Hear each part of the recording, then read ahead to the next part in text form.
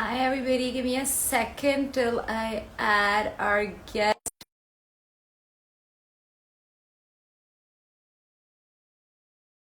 I'm hoping she joins soon. Give me 30 seconds.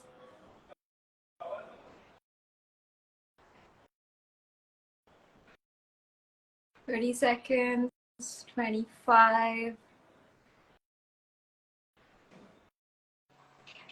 All right, amazing. Hi Deb, how are Hi. you? Oh, I'm sideways. Hang on. Okay, no worries. Give me a minute to like quickly introduce you. That's perfect. It's you have about a minute to turn your phone the other way. Oh, it's Okay. Hi everybody. Happy 2024 from Brain Bristle. We're now foundation. So and Deb is upside down. So that's a great beginning to the oh year. no. But Hang this on. is so exciting to do our first live with Brain Bristle as a foundation and to have Deb be a guest because we couldn't have had a more apt guest to begin our year with. I'm going to quickly talk for a minute about Deb till she turns her screen Ah, around. But she's amazing. She's got 40 years of experience in education and gifted education. She's written an amazing book called Twice Exceptional Boys, a roadmap to getting it right. I think every man that I know should read that book. She's got a lot of experience in elementary education. She's got the Best Teacher of the Year award. She's worked as a gifted intervention specialist. She's created acceleration programs. She's just done a lot of cool stuff. So I'm not gonna actually spend more time on that, Deb. I think you need to move your phone once more, a little bit to this side. yeah, Nope, you're upside down again. You need to just yeah, move it 180 degrees. Once yeah. more, just a I'm little on my turn more. iPhone. That There we perfect. You go. got it. Yay. Awesome. Yay. Okay. Woohoo! Fabulous. So why don't we start with you introducing yourself? I think I've kind of like given a brief summary, but it'd be great to hear from you about you. Great. Well, first of all, it's very nice to meet you. Same. And be a part Same. be a part of Brain Bristle. Same. It's Yeah, so great. yeah. I am super passionate about children in any area of education, but the last 35 years or so, I've worked in gifted education, students who are twice exceptional, and I left the classroom after 40 years. I could have taught another 5, but I ended up becoming a new grandmother.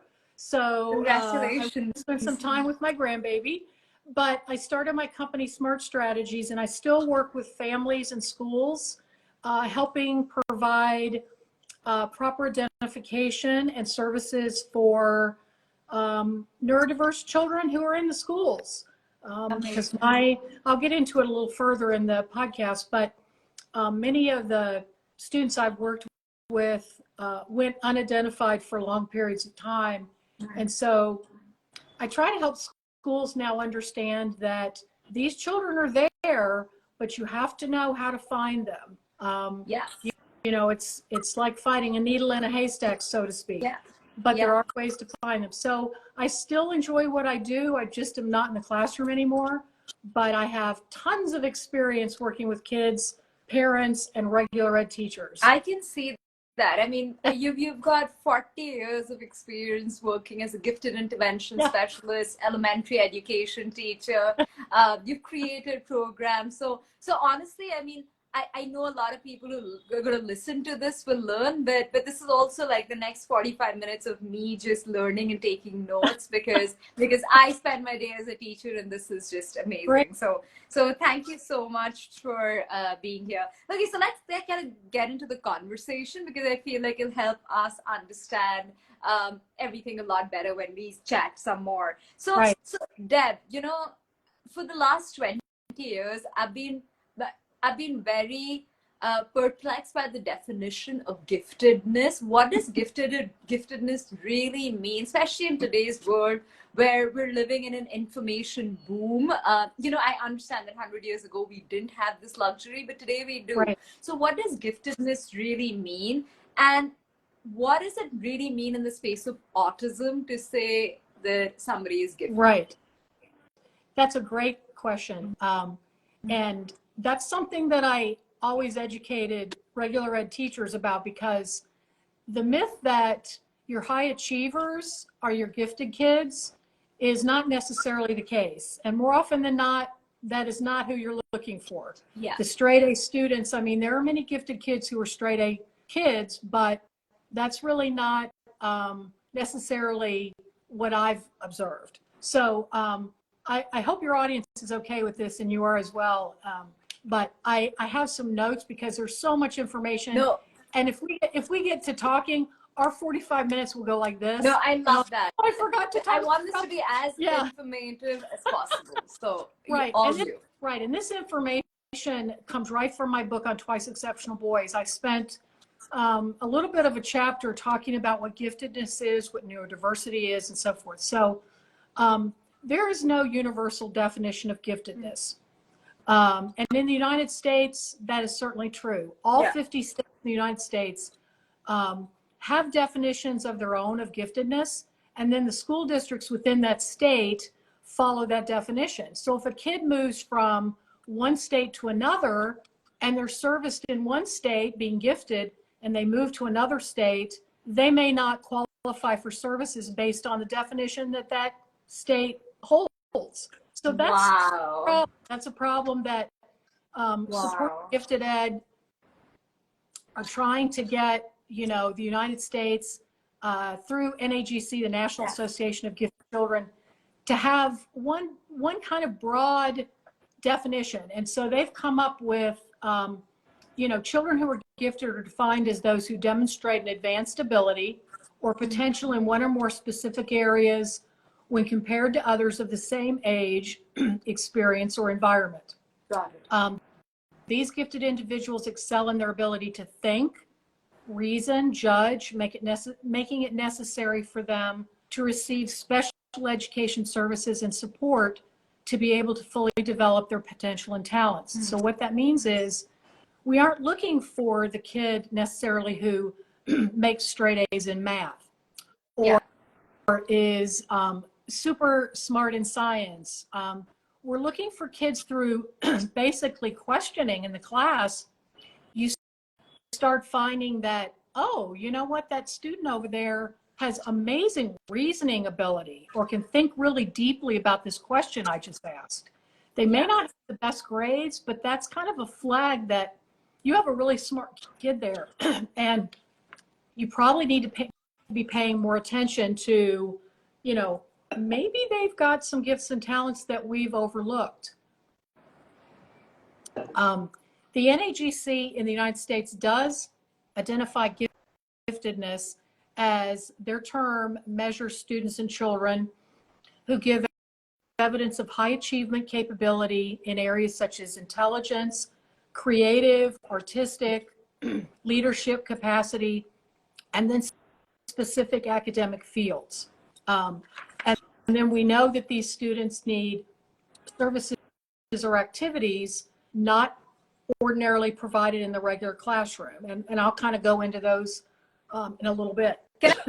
I apologize. Can I ask you a question right here? Yes. But because I've led neurodiverse classrooms for so long, I have a lot of kids who are sometimes just cheeky or precocious, who ask catchy questions to get my attention. But my question always is, doesn't it become very vague or very fluid for somebody to define, who is like, one teacher might think it's a great question. I might think he's just trying to be extra smart as a high schooler. So how do we, make those decisions and boundaries, especially at a state level? I think it's, Devangana, I think it is hugely important for teachers in the regular classrooms across the world to really have a basic understanding of gifted characteristics. And what that means is you've got this kid, like you said, who continually asks lots of questions, is very curious, Sometimes they do get a little, like I've had a teacher say, you know, so-and-so's being like the class clown. Yeah. But I look at that as a way to figure out why they're being the class clown. If they're asking really good questions and then they put a spin on it because they've got a really cool sense of humor, of humor and understanding humor is a characteristic of giftedness. Yeah. So if teachers understood that, they may not look at that child as being a problem. They may look at it and go, you know what, I need to look a little further into why Johnny is asking so many questions, and you know, why is he trying to be so funny about it? There's some underlying reason for that. So I think if teachers really understood those kinds of traits about gifted individuals, they wouldn't you know, view the other way and think this is a problem. It's really not a problem. It's actually really good. So yeah, that's a great question. Gifted kids, again, have traits such as advanced thinking and comprehension, emotional intensity. So if you have a kid who you're discussing a topic and you see a child get really emotionally intense about it, that's a flag that I need to be watching this student. Heightened sense of self-awareness. You know, sometimes it'll say, no one likes me, or I don't have any friends, or no one will play with me at recess. That's kind of, you know, look into that a little further and determine, is that true? Or is it the child's so self-aware that the smallest thing, like someone commenting on their new shoes, they don't like their new shoes, put this child into a tailspin. So that's something to be aware of. Heightened developed of curiosity, excellent memory. You know, a child that says in January, they quote what the teacher said back in August or September, and they quote the teacher verbatim, like, back in August, such and such and such and such. Right. Yeah. That, you know, that's a check mark.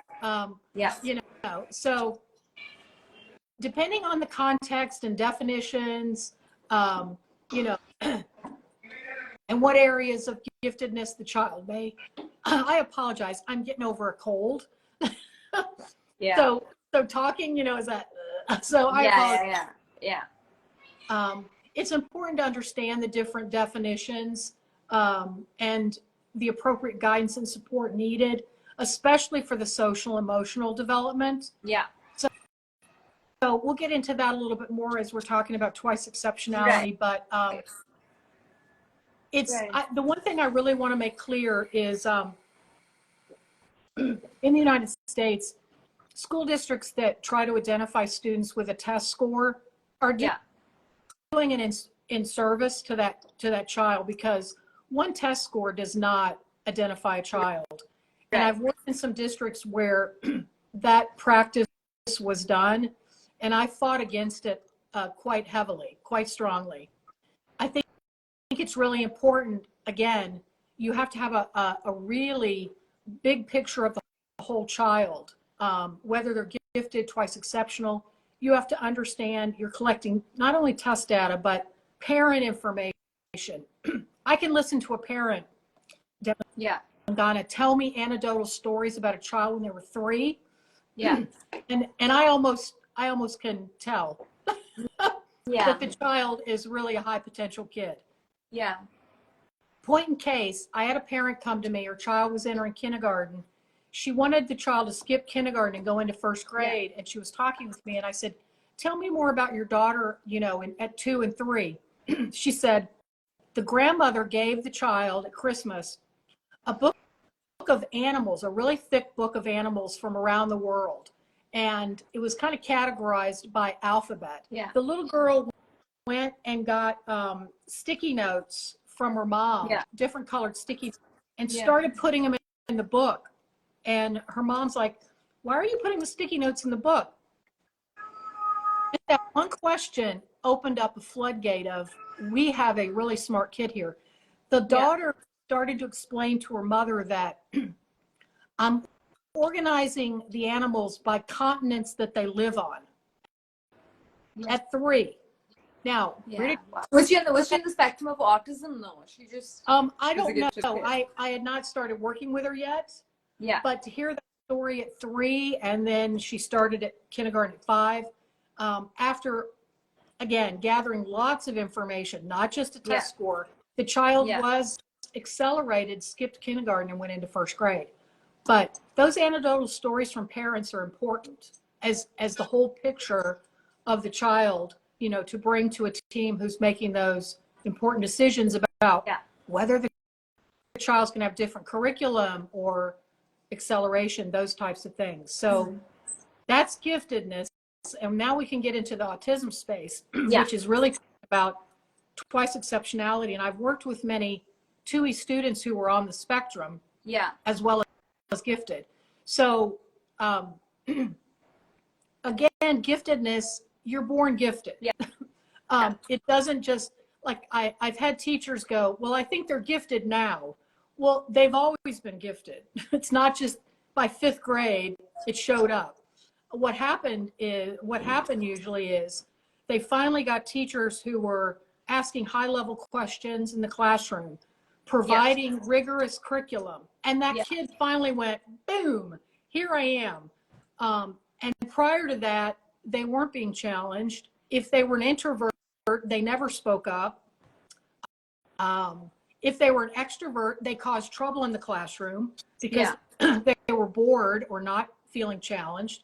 So it's not that it finally showed up, it was always there. Same with autism. The thing with autism, again, is if, like giftedness, if you're not aware of the spectrum of autism, you may not be aware that that child in the classroom is on the spectrum. Right. You may think, oh, they're quirky, or why are they, you know, doing this or saying that or getting so emotional. And again, giftedness and autism, there are so many characteristics that run together. You know, the intensity, the meltdowns, I've had many gifted kids who are not autistic have meltdowns. Sensory issues, fluorescent lights, I have to turn the lights off, temperatures in the room, it's too hot, it's too cold, all those kinds of things that affect many people on the spectrum also affect those who are just gifted. Can I ask you a question? Yes. In your 45 years, how much of a role does environment play in the eruption of giftedness for somebody in the spectrum of autism, but even otherwise? You mean like the classroom environment, the whole, like I know a lot of kids who come from different kinds of family and home backgrounds, and I see some potential, but I wonder, like, what is hindering that, what is boosting that? So how much of a role do you think, you know, the environment of the school and home plays in erupting the giftedness? Got it. That's a great question, and you worded that so well. So it has a lot to do with how well a student reaches their potential. So let's start with the home environment. And I actually wrote in my first book a section about different kinds of parents. And some types, you know, I wasn't writing about it so parents would change their parenting style. However, some types of parents working with gifted or 2E kids find that it goes a lot smoother as compared to other parenting styles. For example, if you have a very authoritarian type of parent, meaning it's going to be my way or no way, that is not going to work with a gifted or 2E kid ever. Same with a classroom teacher. If that child is placed in a classroom with teacher or has teachers who are very authoritarian, they're not flexible, they you know, they really don't want to listen to their students or give up control to their students with the type of projects or assignments that are being given or choice. Not going to work. You're going to have more problems than you can handle. And that's where those teachers and parents start getting frustrated. I don't understand why he's acting that way. I don't understand why she's behaving that way. Why are we getting all these calls from school? That's the kind of thing to look into. What type of teaching style do they have in front of them? What kind of parenting style is being offered at home? is the house really loud and noisy and always, just things going on all the time? Yeah. I serviced one student a couple years ago, and the young lady, I don't even know how she functioned when she described her house. I really don't. I said, do you have any quiet space to go to? And she said, part of our basement is finished out, which means the walls are up, there's carpet, there's some furniture. She says, I go down there. And I said, well, at least you have that. Because when she's upstairs in the regular home, they have multiple animals running around. She has 2 younger siblings under the age of 5 that are always screaming, yelling. And, the parents are frustrated. It was one thing on top of the other where she just never felt any peace and never could calm herself till she went to her basement. So environment is huge, huge.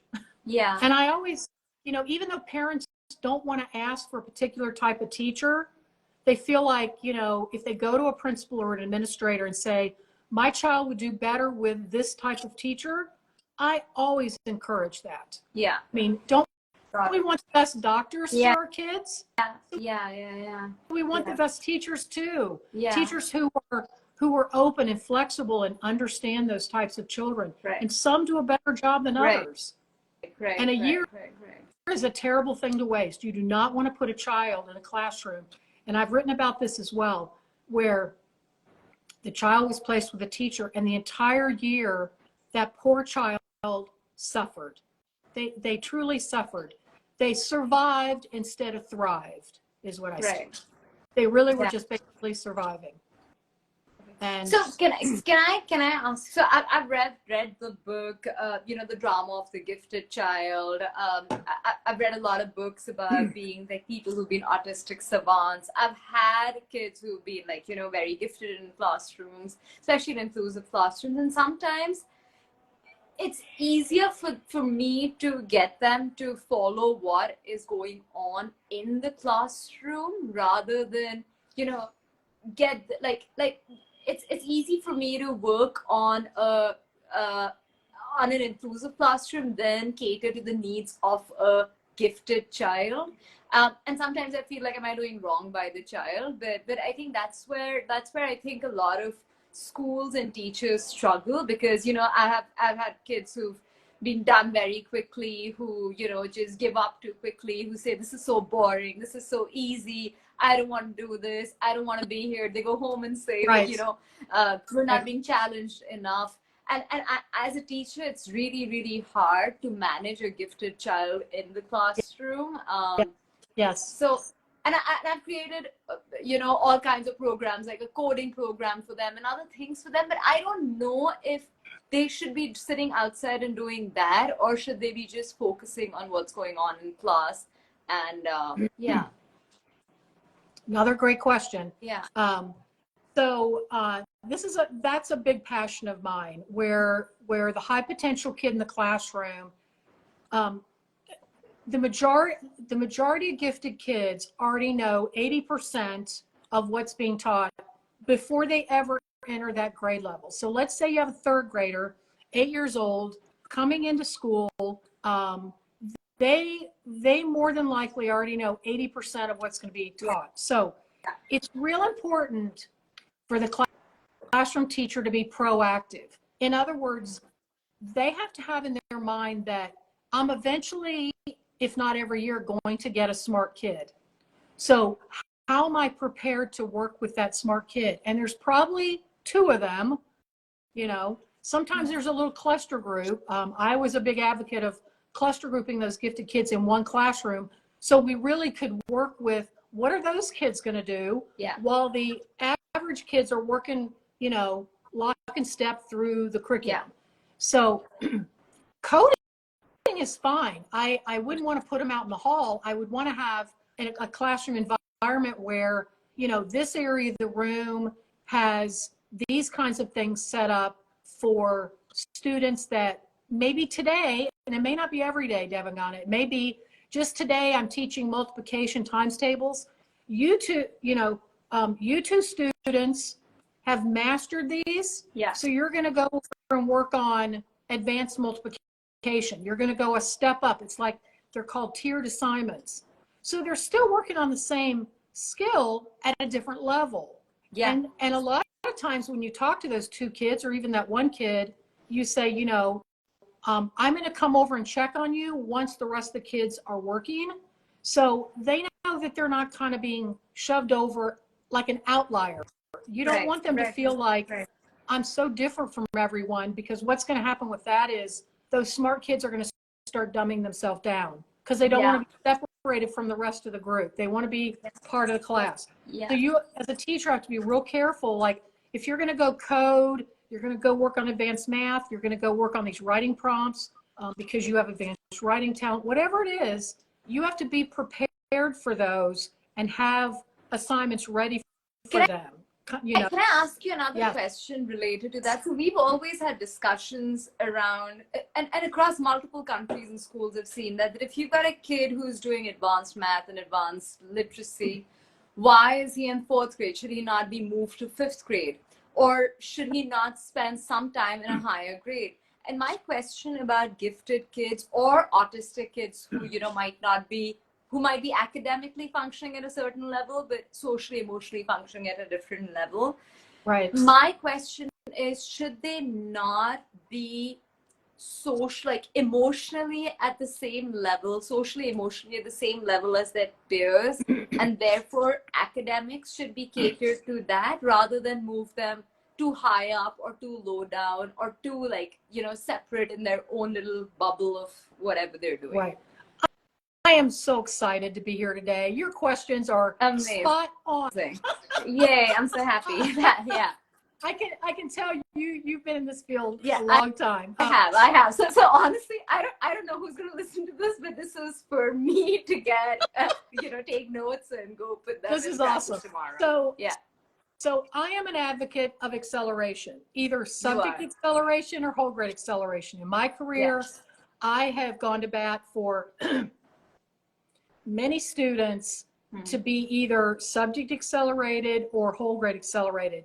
One of the boys I wrote about in my Twice Exceptional Boys book, when I met him in 2nd grade, he could not read or write at grade level. He was identified with a language disability. By 4th grade, he was so disenfranchised with school. Long story short, his parents came and talked to me and said, we really want him to skip 5th grade and go to 6th. I knew he could do it. Now, when we're talking about social emotional, that's usually what comes up with people who have not learned a lot about how grade acceleration is as an option for smart kids. And you have to educate those individuals on the fact that gifted kids generally have asynchronistic development, which means their social emotional levels often are not at age range. They're you could have a 5th grader who throws a tantrum like a 2nd or 3rd grader. Right. So right. That asynchronous development, tapers off as kids get older into high school. However, I've seen some of my high school gifted kids have acted like they were, a 5th grader. Right. When they didn't make the right score on a test or something, they're just all whacked out. But that asynchronistic development should have nothing to do with the educational option of acceleration. Right. And if you have a kiddo who has mastered the curriculum in math at 3rd grade, for example, and I mean mastered, like you could give them anything that's going to be done that year, 3rd grade, they're ready to move on. That child should be moved to 4th grade math. And then in the United States, I will say every state has some kind of, or district has an acceleration policy, which means if the child meets this criteria, you don't just say, okay, we're going to move you. They really are looked at carefully in all areas. Social, emotional, parent support, teacher support, all of that looks good. They move. Now I've had parents go, but they have to go to another school or they have to do online work. It's up to the school and the staff to make that work for the child. It's not, it should not be seen as a burden to the school to make this happen for the kid. We're there for the kid. Right? Yeah. Right? We're there for the kid. Yeah, yeah. So just moving a little forward, Yeah. Deb, what has been your work as a gifted intervention specialist across schools and Right. and kids who and has it been different for kids who've been on the spectrum and gifted and kids who've just been regular gifted? So as an intervention specialist, how has your work differed between those two populations? Right. So, um, a lot of my work as an intervention specialist is not only working directly with students in my class. I'm a big proponent of project-based learning. Yeah. So my students are always working on developing their creative and critical thinking skills at their advanced levels. But another big part of my job as an interventionist was to help those regular ed teachers understand, for example, one of the boys I wrote about is gifted and autistic. And she had to understand that he really needed extra assistance with being able to, for lack of a better word, read him when he was getting very emotional and worked up. He was Yeah. getting to the point of a meltdown. So what are we going to do? Again, be proactive and not reactive. Yeah. How are the kids in the class going to react when or if this happens? Yeah. So big part of my job to work with students who had those types of special needs was to make sure the child felt comfortable in their regular classroom. Right. A lot of times they would come to my room and go, gosh, I could let my hair down. I feel like someone really understands me and gets me. But they only saw me a few times a week. They were in the regular ed room their whole weeks. So how is that going to look? So really my biggest job was to work with those teachers as a specialist to help educate them so they felt very comfortable working with an autistic student, a gifted student who was so smart. Right. They were smarter than the adults. And because the kids at such a young age don't know how to verbalize some things, they'll say to the teacher, I'm smarter than you. Yeah. And they say that right in the room, and then the teacher gets offended sometimes. Right. And then they come to me and they're like, you need to talk to that child about, being rude. Yeah. Well, again, yes, we need to teach them about, societal, rights and wrongs. You don't call an adult rude. Yeah. But you also have to understand they're so frustrated. That's why that's coming out. 100%. Yeah. Yeah. Yeah. So Deb, because Brain Bristle's big work is kids on the spectrum of autism, and many of them turn out to be gifted, but I also know a lot of moderate to severe kids who maybe it erupts into something with some time, but right now I'm just like, just sit and put your hand on the table. Yes.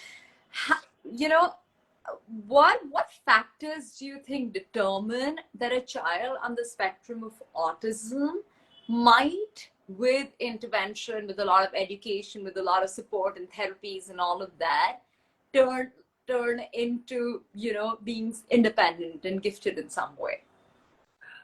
Well, I think lots of servicing and, therapies and different types of things that work for the individual, because not all, we can't paint with a broad brush. Not everything works for every individual. Yeah. But I definitely think that depending on where the student is on the spectrum, they certainly could become independent and work more independently, enjoy school more. But again, giftedness is something you're born with. However, when I say that, going back to previous conversation, is that, let's say the child enters school, the parents aren't really aware of maybe a strength that child has yet, but something happens at school, something is presented to that class or that child, and that child is showing a strength in it, then you might start again to look at it as, we could have a child who's twice exceptional here. Like, again, if they've never been presented with advanced math or advanced opportunities in technology, you may not know. I worked with a gifted girl on the spectrum, and we did not know how great she was at coding until she went to technology class and tried to change the code on a program the kids were using. The tech Right. teacher came to me and said, Deb, so-and-so is trying to change the program. She was going into, I went, so we wouldn't have known that. So that's really interesting. What you're saying is that, and I hear you, because I think sometimes when you've got a kid on the spectrum of autism, especially, we might not push them into academic areas, right, which could be grade level or exactly, a little higher than that. We modify it to being a little lower. So we just never know how much their brain can align and push and navigate, right? Yeah. I always start high. I never start low. Right. You know, work kids up. I mean, I have a good sense when I'm working with them about where they are, but I always start up here, and then if there's such a frustration level, I'll come down just a little bit. Right. But I never want to, you know, that's why I talk to teachers about stop asking basic level questions. Let's start up here in the critical thinking area. We all know the barn was red. We know the dog was barking loud. Come on, move on up into the higher level of thinking. Right. And then you're going to find out which kids, you know, your autistic kids, gifted kids, high potential kids, those are the ones that start coming out. You're like, whoa, I didn't realize that. Yeah, no, I love that. And that's so counter philosophy, because just today I got out of a meeting where we were like, how do we modify, you know, his curriculum to a slightly lower level? And that sometimes pinches me, because I'm just like, oh, don't do that, because we might be cutting chances to what is possible. Okay, so let's just like detour a little bit to your book, and I'd love to kind of hear about what was the inspiration for your book about writing about gifted boys, what was your research, and also if you could touch upon 2E while you're talking about that. Great. Yeah. So thank you. It was never my intention really to write about boys specifically. Yeah. But what happened was I started working many years ago with a second grader who, again, I was talking about him earlier, language disability. We couldn't figure it out, but when he spoke to you, it was like you were speaking to a high school student. Right. It was off the charts. His verbal ability was amazing. So once I started working with him, I started seeing more boys. Now, not the 2E girls. I mean, I worked with many of them, but the boys kept coming through a lot. Right. And I started researching maybe why is that, you know? There are many reasons. And one of them was the fact that I will just speak about schools in America. Many of the schools are still designed for girls as compared to boys. The way boys think, the way boys learn is quite different than girls. Right. And so if you have a classroom where everybody is seated all the time, there's a lot of writing, a lot of listening because the teacher's lecturing a lot. Many of your boys are going to have problems with that because that's not the normal way that they learn. Right. They get in trouble. There's a lot of stuff about that. So my research was to dig in and find out about boys across different races. Latino boys, African-American boys, white boys. And research showed that many of them, the majority of them who, you know, some were thrown out of preschool. Preschool. Drug use is higher in boys and girls. And were these kids who were thrown out of preschool a little higher, like diagnosed in the spectrum, or? They could have been. I think they were really smart. And again, they were being told to sit down. Kind of like putting a lid on a cooking pot. It was their needs were not being met. And instead of trying to figure it out, they kicked them out. And so that frustration builds, then boys, you know, begin fighting the drug use as they get older, those type of things. So when I started writing about 2E boys, I picked 4 that I actually worked with for many years, each one of them. The one I spoke about at 4th grade said, you know, Miss Gennarelli, I really want to go to Harvard and be a lawyer. And I said, you know what? You can do anything you want to do. But the one issue was because he didn't think writing was important because that wasn't his area of strength. We had to use his area of strength to counterbalance how he felt about the fact that he wasn't a good writer and speller. Yeah. So we found a mentor in our district, Yeah. a gentleman who was an attorney. He Yeah. came and read to classrooms because his kids went to that school. And he said, yeah, I'll come and mentor your student. Yeah. I said, can you please talk to him throughout your conversations about how important writing skills are? Yeah. Kind of work that in. And so he did. And my students started paying more attention to the mechanics of writing, spelling, using software and technology that helped him. Yeah. He learned how to keyboard at 4th grade with all 10 fingers. And, you know, so the whole journey in this book, and why I call it a roadmap, is the kids started excited, then they hated school, and then we made a roadmap or a plan for them based on their strengths, and they started coming back up and loving school. So the whole premise is, if you have a student who's smart, twice exceptional, those learning differences have to be accommodated for through the child's strengths. Right. So the autistic student that I had, who was great at technology, we started integrating more in technology into her curriculum. And she began really enjoying the fact that she was another one who hated writing. Yeah. But if we allowed her to use any type of technology, you know, voice to text, voice to audio, and then, you know, whatever she was using, she loved it. Her stories, her writing was off the chart great. Right. I love that. Can I ask you a little bit of a follow-up question here? Does it sometimes take time to figure out strengths especially for a child on the spectrum of autism, and you know, like, how, like, it's easy for you to just be like, okay, there's no way he can try this math or this reading or, you know, this level of writing or whatever. But how do you kind of decide when to stop, how much to push, how much labor is required to do a certain thing? Would it cause like trauma? Because I read the stories of lots of adults on the spectrum, and they talk about, you know, trauma that they suffered because of the ABA therapist and this and that. So how do you kind of like gauge what's the line to finding strengths, and is this really a strength?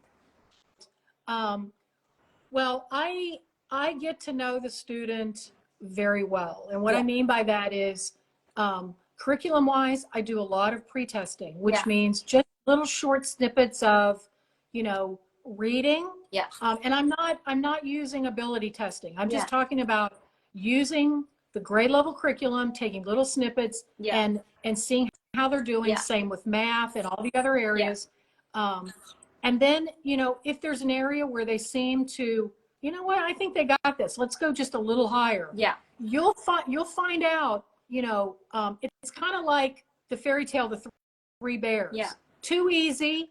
You know, just so it's okay. Too hard. You want to hit right there in the middle. You don't want it too easy and too hard. You want to find that sweet spot. So, and then working with classroom teachers, I talk about, you know, you could really find out a lot just by a really short little pre-assessment. And at the end of the class, again, even if the child is autistic, you don't have to write anything. Tell me something that you've learned, or tell me something you would like to learn. What are some of your hobbies? I have to use, for example, a lot of my kids liked music. So while they're working, I allowed them to listen to music in headphones. It couldn't be crude rap music with foul language, but you know, and I made the guidelines that if you're continuously working and succeeding and reaching your potential, I don't mind the headphones. If they become a distraction, they're gone. So again, using music, using anything that they talk about as a way to access their learning, will help you find a strength. So Anything else about your book? You know, I still haven't read your book. I did download it, so I've got it on my Kindle, but I still need to read through it. But anything else? I think I talk about at the end of the book, you know, things that are good for all kids, but particularly I noticed with boys, and that is helping them with coping skills. and that ties into this, that social emotional need again. And that is if a child doesn't know how to cope at school in a frustrating environment, either a parent's going to end up homeschooling them, or by the time they're of age, they're going to drop out of school. And we've even there is research through the national organization where 2E kids have harmed themselves because they're so frustrated. So you never want to get that. That's just a point where it should have never gotten to that level. But so coping skills, hands-on learning, being open and flexible to all kinds of accommodations.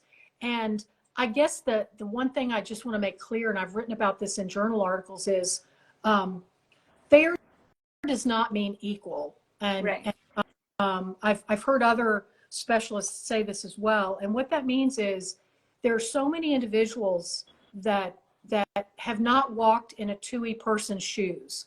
And so they often are the ones that say, well, that's not fair to provide that accommodation. Yes, it is. If the child or even adult in the workplace needs an accommodation that will help them be successful, we ought to provide it. And the book that I wrote with John Truitt that's coming out next fall about 2E adults, and John is on the spectrum. I think you've spoken with John. He talks a good deal about, jobs and accommodations. And there's so many inexpensive ways in the classroom as well as in the workplace to make accommodations for autistic individuals so they can be successful and actually keep their job, or kids can love school and graduate. So this fair that's not equal, I had a principal say that to me one time, and I couldn't believe it was an administrator who had advanced degrees, when I wanted to do something for our 2E kids, and she was like, no. And I went, why? And she goes, well, that's not fair to everyone else. And I said, but they aren't everyone else. They are different, and they need certain, customizations to assignments and curriculum. So, it's an ongoing battle. It is. But what we're fighting. We're fighting. So my last question to you is, sorry, I forgot what my question was. So my last question to you before I open it up for you to ask, share anything else that you'd like to share is that, Deb, that over the last 100 years, we've seen an autism boom. And I know there are multiple causes, there's more awareness, there's better diagnostic stuff going on. But do you think there are any other reasons for why we're seeing this autism boom globally? It's the highest rising number on the DSM. I ask everyone who comes on this question, and I think it's good to get perspectives, but I'd love to hear your thoughts. And then you could close it out with any advice, any thoughts, any learnings. Right.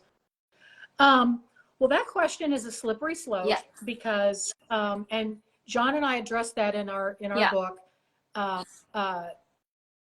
We are and we say this in the book because we know people may disagree with us.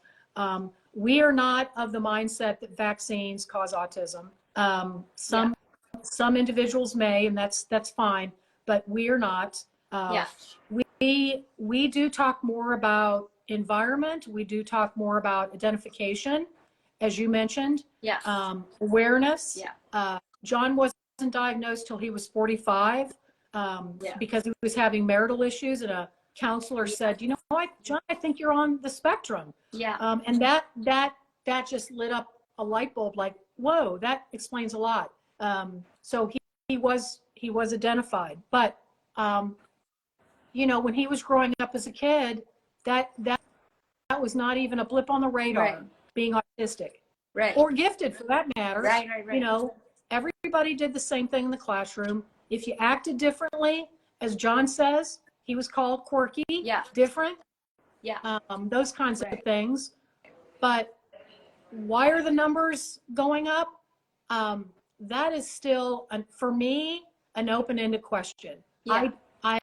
I do think, you know, heredity has a lot to play with it, because like giftedness, I've had parents go, well, I'm not gifted. Giftedness is hereditary. Right. Autism is hereditary. Right. So I think that adults that their child is identified as autistic, then they realize, oh, I am too. Yeah. So I think more adults that didn't realize they were autistic are now being identified, either because of their child, or because of information like this, through webinars, podcasts, Instagram Live, journal.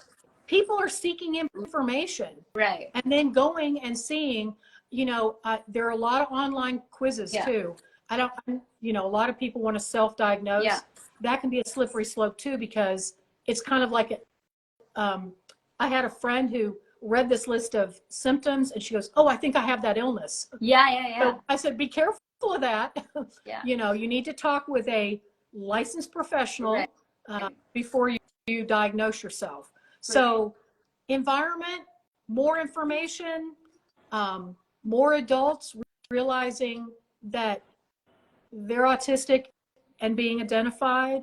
I think there's just a lot of reasons why the numbers are higher now. I'm thrilled that neurodiversity has now come to the forefront, and John and I talk about this quite a bit, and is the reason we wrote the book, is for adults in the workplace to be able to find a safe place where you know, they don't work for 3 weeks and then they're fired. And again, kids can't leave the classroom. They're forced to stay in the classroom. Adults find themselves being fired, you know. So I'm just really thrilled that you're doing Brain Bristle and getting the information out. It's kind of like a grassroots level, get out there and talk about facts. The facts, right?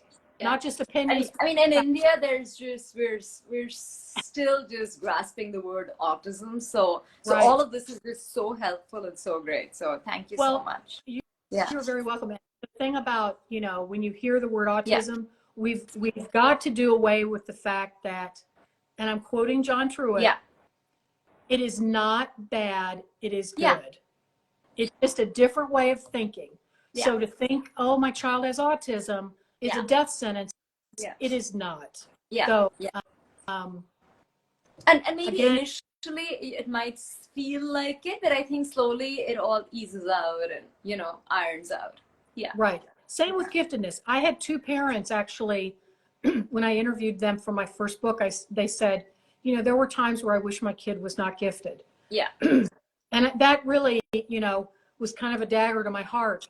But I understood where they were coming from, because it's not easy. It is not easy. It is a special needs child, and you're going to make that journey in school, and it is going to be bumpy at times. But you have to be the strongest advocate you can for your child, whether they have dyslexia, dysgraphia, dyscalculia, autism, OCD. The list goes on and on. Amazing. I love that. Is there anything else you want to share before we close this out? This is so helpful. It's great. It's really, really, really great. Anything else before we close out? Not really. If I get on another topic, I'll go for another hour. I'll probably get you again on another topic soon. But because a lot of people listen to this, so I want to make sure that you said everything that you had to about autism, giftedness. Appreciate it. John and I would love to come back and talk to you when our other book comes out about 2E adults, especially because the focus is autism, and it's fascinating. I mean, he's taught me so much, even though I've worked with autistic students.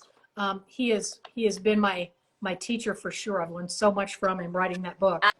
I'm so excited. 100%. I'll get you both back to be guests in this. But this is so great. Thank you for doing this at 9 a.m. on a Wednesday morning when you probably got 100 other things to do. So This was the priority, Devangana. This is so helpful. Thank you so much. And yeah, wishing everyone a happy new year. Thank you so much. I'm going to put your email address there for anyone to get in touch with you. I'm going to put the link of your book again. Yes. So you know, all your information is there. Right. And this is fabulous for India and everybody else who listens to right. this. Thank you. Right. Thank you so much. All right. Have a lovely day. Year. Thank you. Thank you. Bye. Take care. Bye. Bye-bye. Bye.